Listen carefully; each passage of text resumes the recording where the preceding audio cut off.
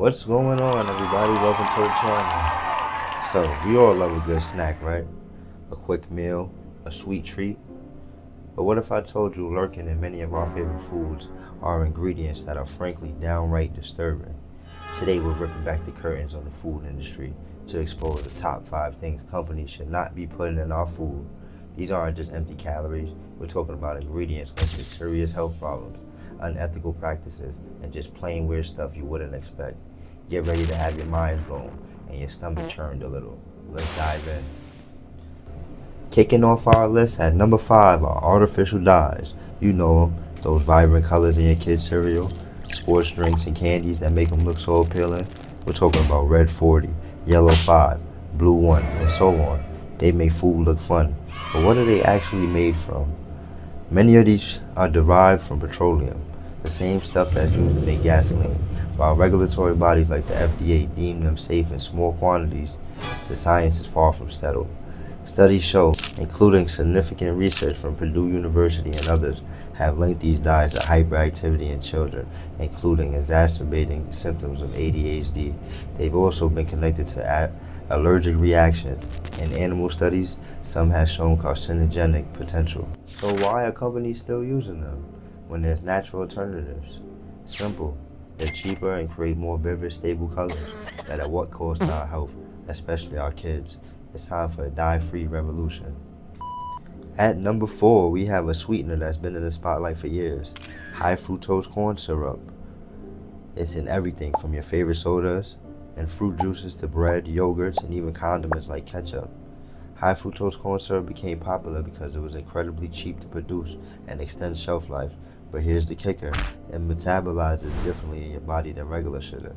Studies show in journals like Nature Review suggest that high fructose corn syrup may contribute to fat accumulation, especially liver fat, and can be a bigger driver of insulin resistance and type 2 diabetes than glucose.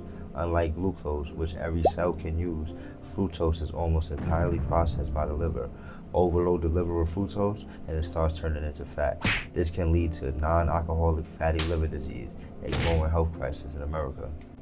While some argue, it's just sugar, the sheer volume of high fructose corn syrup in our processed food simply is undeniable, and its potential impact on metabolic health is a serious concern.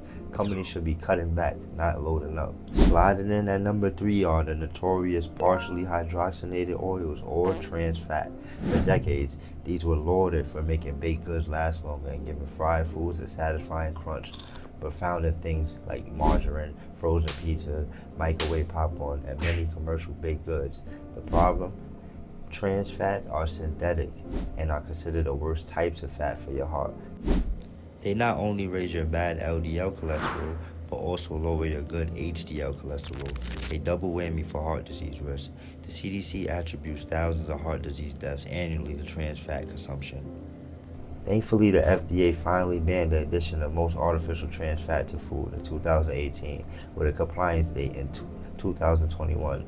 But here's the catch, a product can still contain up to 0.5 grams of trans fat per serving and labeled 0 grams trans fat. So if you eat multiple servings, you're still getting them. Always check the ingredient list for partially hydrogenated oil. Companies know they're bad, but they still try to sneak them in under the radar. Your heart deserves better. So be vigilant and watch what's on the label. Our number up at runner 2 is an ingredient you might not even recognize, and a word that I hate saying, carrageenan. It's a common food additive derived from red seaweed, used as a thickener, emulsifier, and stabilizer in a surprisingly wide range of products. Thick almond milk, yogurt, ice cream, deli meats, and even some infant formulas. Sounds natural, right? But here's the scary part. There's a growing body of research, including studies from Cornucopia Institute and the National Institute of Health, linking food-grade carrageenan, gut damage, and digestive issues. It's been shown to trigger an immune response and can be contaminated with a degraded form, polygeenan, which is a known inflammatory agent and carcinogen. Many natural and organic brands have already removed it due to consumer concerns and research, so why do others cling to it? Because it's cheap and effective way to give food a smooth texture and prevent separation. For something derived from seaweed, it's causing a lot of waves, and not the good kind, in our digestive systems. Companies have alternatives, it's time they use them. And at the absolute top of our list for the things that should not be in our food is truly grotesque, mechanically separated meat. You might know it by its more infamous nickname, pink slime. This is what happens after all the prime cuts of meat like steaks, roasts, and chops are removed from the animal carcass. What's left on the bone? Scraps of meat, connective tissues, and fat, even the bone particles. Instead of discarding it, industrial processes uses high-pressure machinery to literally scrape and squeeze every last bit off the bone, turning it into a paste-like substance.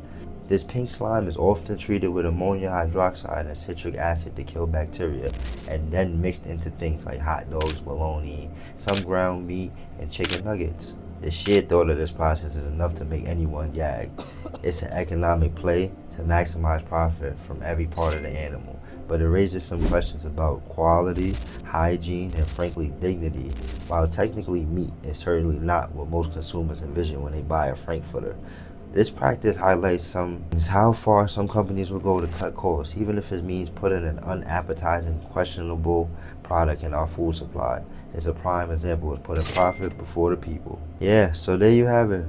5 shocking things companies are putting in our food that probably should not be there. It's a stark reminder that in our modern food system, we need to be vigilant, read our labels, and demand better from the brands we trust.